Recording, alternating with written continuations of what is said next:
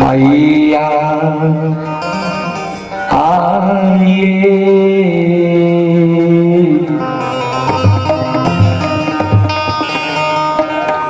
जाननी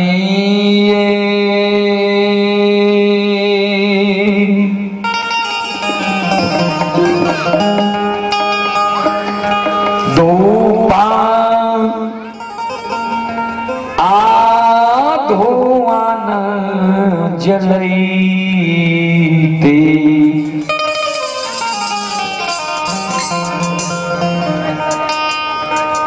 छूटकी जा आललैसी तैयो लोग उलाहनामा दै छै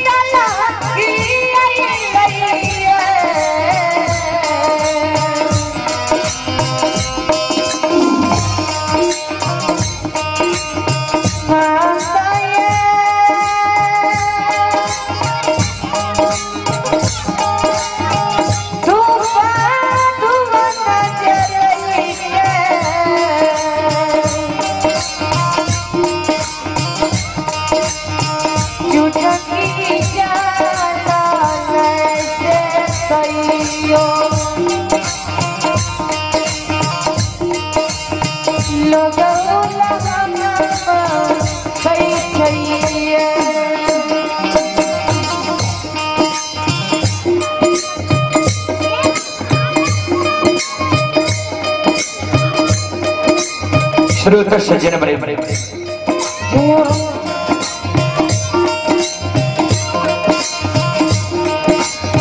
ध्यान देवे श्रोता भगवान एक अवला एक बांझी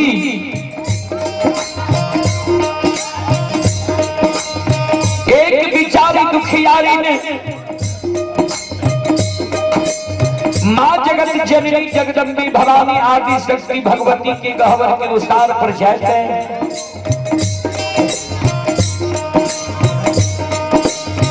दोनों कार्य जोड़ के माँ जगत जननी जगदम्बी भवानी आदि शक्ति भगवती से अर्जी करें करे अपन कष्ट और दुख माँ जगत जननी के सुनावे जी माँ।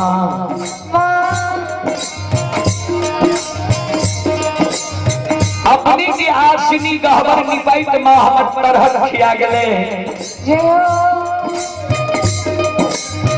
अपनी की गहवर में धूप धुवन जलावत जलावत माँ हमर चुटकी झेल गले।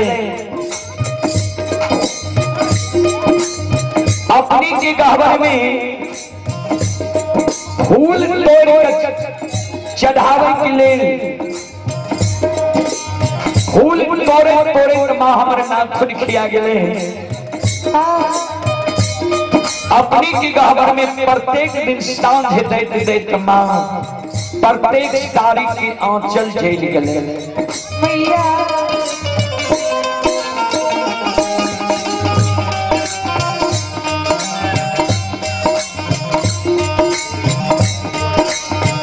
आतयो नाही देलियै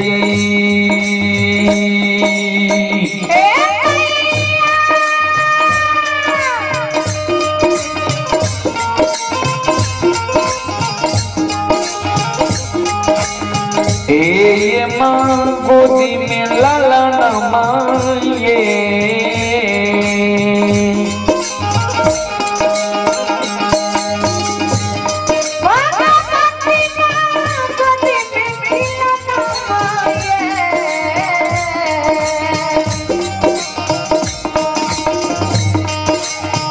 मैया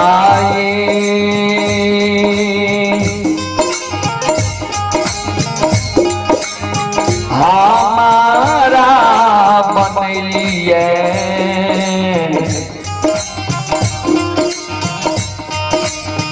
बांधी मरोछ नीली सीतामन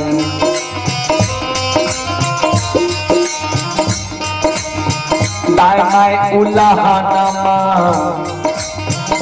दै छै।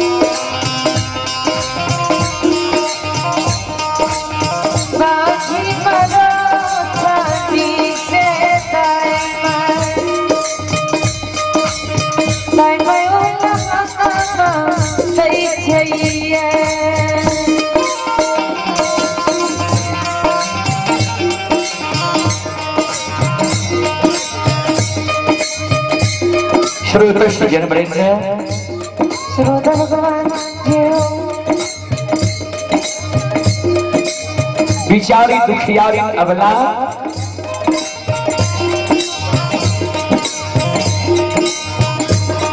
माँ जगत जननी जगदम्बे भवानी आदि शक्ति भगवती के गहवर के उसार पर यार बिजार कौने आंख से आंसू बिचारी दुखियारी अबला के माँ जगत जननी के गहवर के उसार पर गिरे।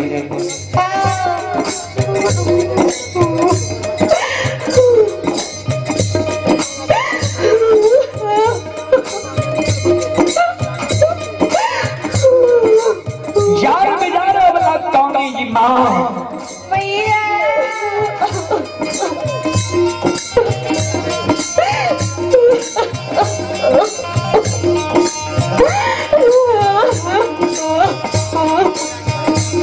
हमारा कोई सजे को बेटा बेटी नहीं दिलिए,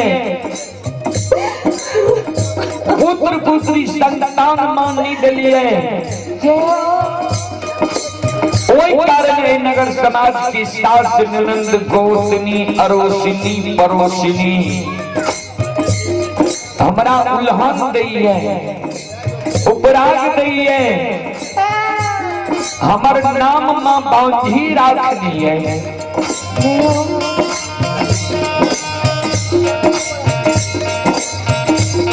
दाई माई के तो उल्हन उपराग मां हम सह ली छी,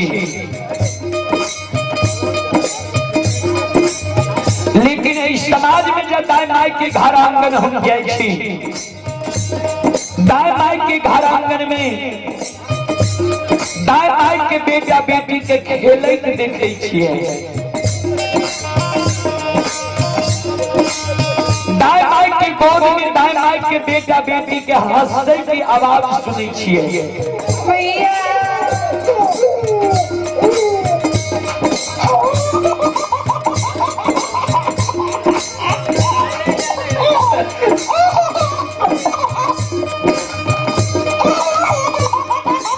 दाई माई के घर आंगन में दाई माई के बेटा बेटी के ठुमुक ठुमुक चलत देखे छिए, दाई माई के गोद में दाई माई के बेटा बेटी के काने की आवाज सुने छिए।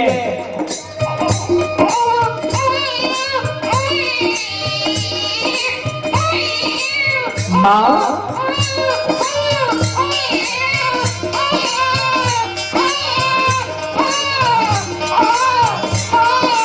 वो आवाज सुन के हमारी हिया डाल रही है। जितिया में भगवान अभी तक हमारा कोई से एगो बेटा बेटी पुत्र पुत्री संतान दिलक है। हे जगत जननी जगदम्बे भवानी,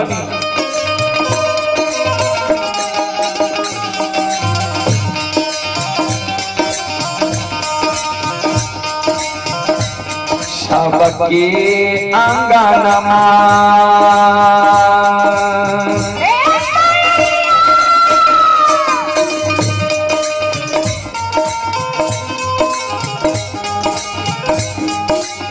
ए माँ खेलै छै ललनमा ये,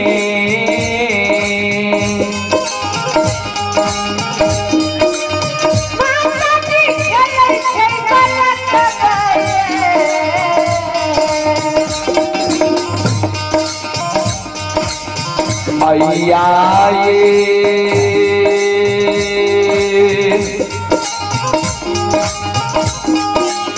हमारो के गोदी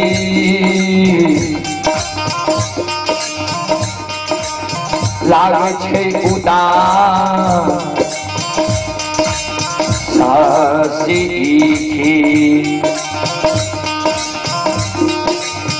एक एक खिलौना बिना ये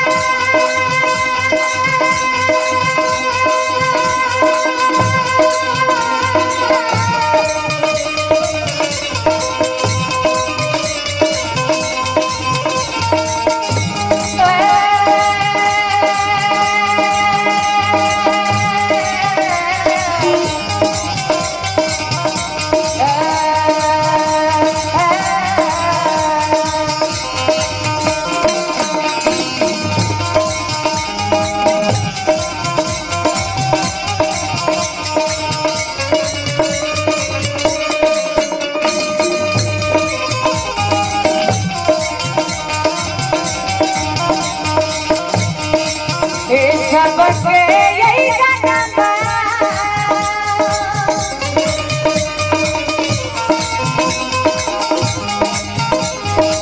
ये माखन से जला माया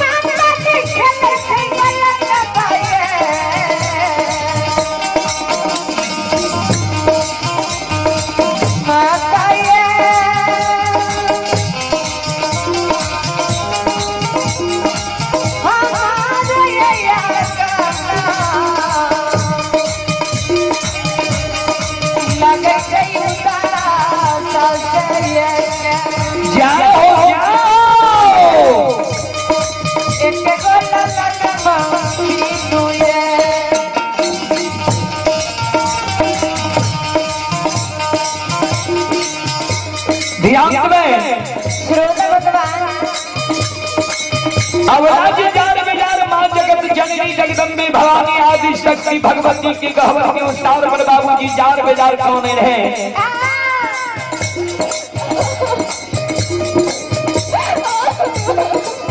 आंख से आंसू जी बिचारी अबला के मां के गहवर के उस्ताद पर गिरे रहे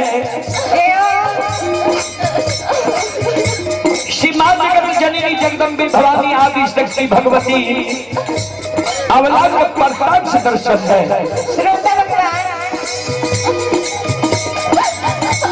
अबला के कहे बेचारी तेरा गोद में खिलौना चाहिए माँ जगत जननी की शब्द सुन के बिचारी दुखियारी कहे हाँ माँ हमारा गोद में खिलौना चाहिए एक खिलौना के कारण माँ हम उल्हन पराग की भागीदार उल्हन पराग माँ हमारा सहे पड़ी है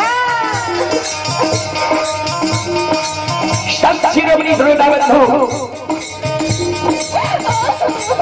बिचारी अबला की शब्द सुन के मां जगत जननी जगदम्बे भवानी आदि शक्ति भगवती कहे जब तोरा गोद में खिलौना चाहिए तो तोरा हम युक्ति बता देखिया तोरा गोद में खिलौना भै जेता नहीं खाना नहीं आंखा से गिरावा नहीं जार बेजार खाना हे अबला हे चलको हे बिचारी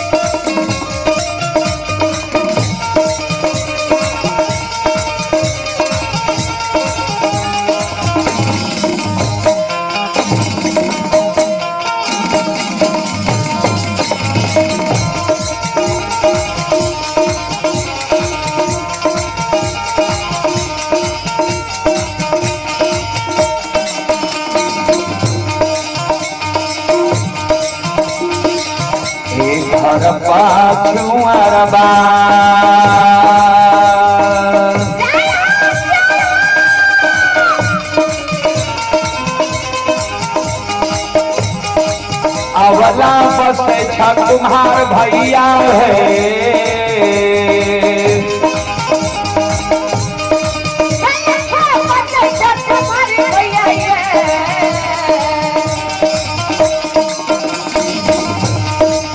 अवला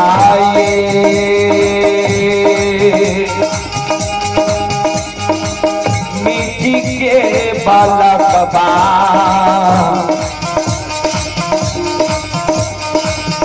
हो बनबा इसे भूखिया दुख तोरा छुटिए छे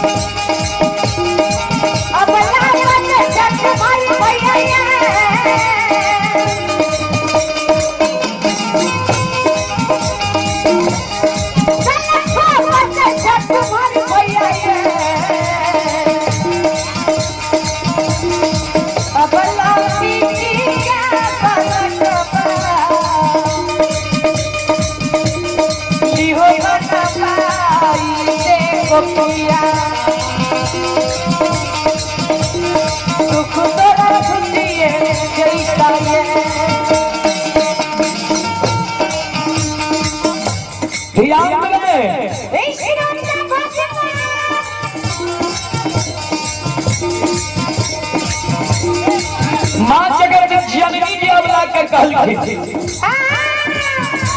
जी घर पछुआर में कुम्हार भाई बसै छ जा मिट्टी के बालक बनवा लिह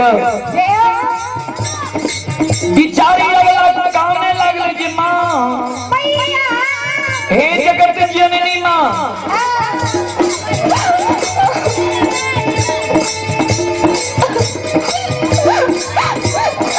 मिट्टी के बालक ठेस लागत फूट जाय छै माँ मिट्टी के बालक माँ हमरा नहीं चाही माँ जगत जननी कहलखिन जो तोरा मिट्टी के बालक नहीं चाही तो चल जाना कमार भाई के द्वार सुतिहार भाई के द्वार बढ़ई भाई के द्वार सुंदर काट के बालक बनवा ली गाय नाय तोरा उल्हन पराग देना छोड़ देता बिचारी दुखियारी वाला काना लगले माँ काट के बालक भी हमरा नहीं चाहिए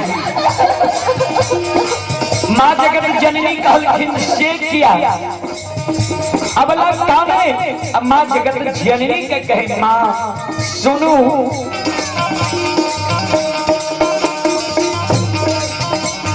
काट के बाला कबा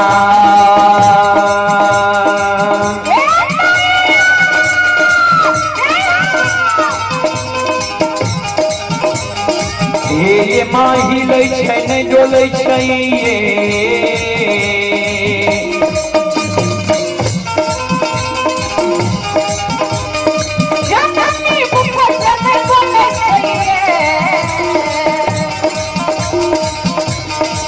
मैया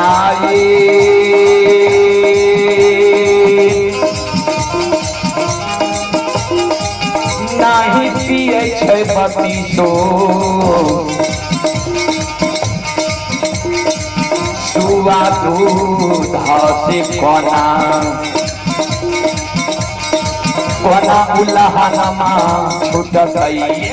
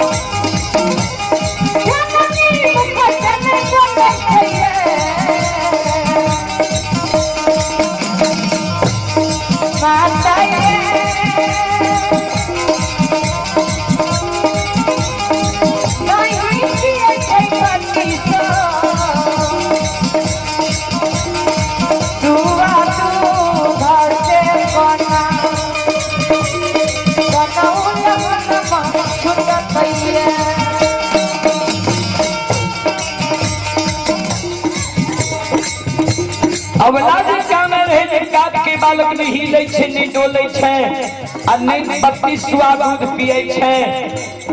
माँ जगत जननी जगदम्बे भवानी अवला के कहे बिचारी जो तोरा काट के बालक नहीं चाही तो चल जा सोनार भाई के द्वार सुंदर सोना के बालक बनवा लिया। दादा पूरा उल्हन हराम देना छोड़ देता।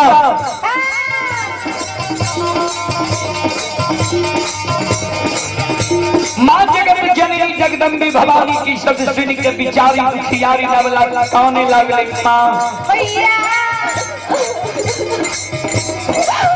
सोना मूल्यवान धातु है, सोना की बालक चोर चुरा लेते हमरा भोग नहीं है। सोना के बालक से भी दायना हमरा उल्हन उड़ाक देना नहीं छोड़। सोना के बालक भी माँ हमरा नहीं चाहिए। माँ जगत जननी जगदम्बे भवानी आदि शक्ति भगवती कह लिखी बिचारी नहीं तोरा मिट्टी के बालक चाहिए, नहीं काठ के बालक चाहिए और नहीं सोना के बालक चाहिए। तो तू काने किया भगवान पर सुरता लगावा। भगवान के घर में देर छे अंधेर नीचे जरूर तोरा कोई से बेटा बेटी पुत्र पुत्री संतान हिता। हे बिचारी हे दुखियारी धीरज बांध के रहा। हे अल्लाह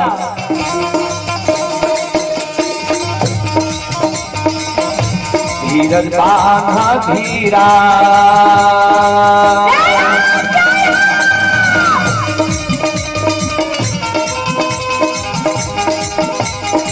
अवला बांधियो धीरज बाए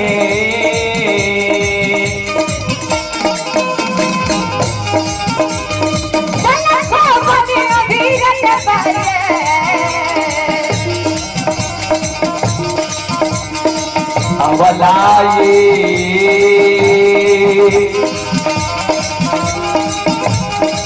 भगवान देता गोदी मेला नमासी को किया दुख तोरा छुटिए जेता।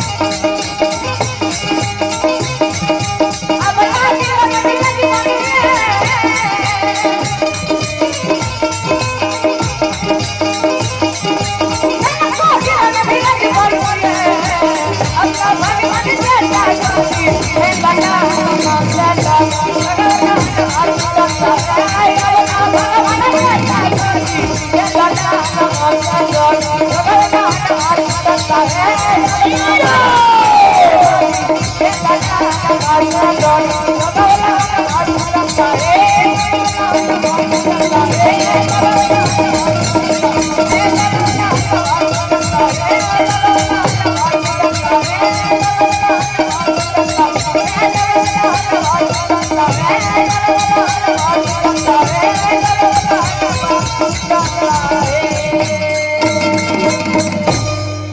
बोल बोलो माता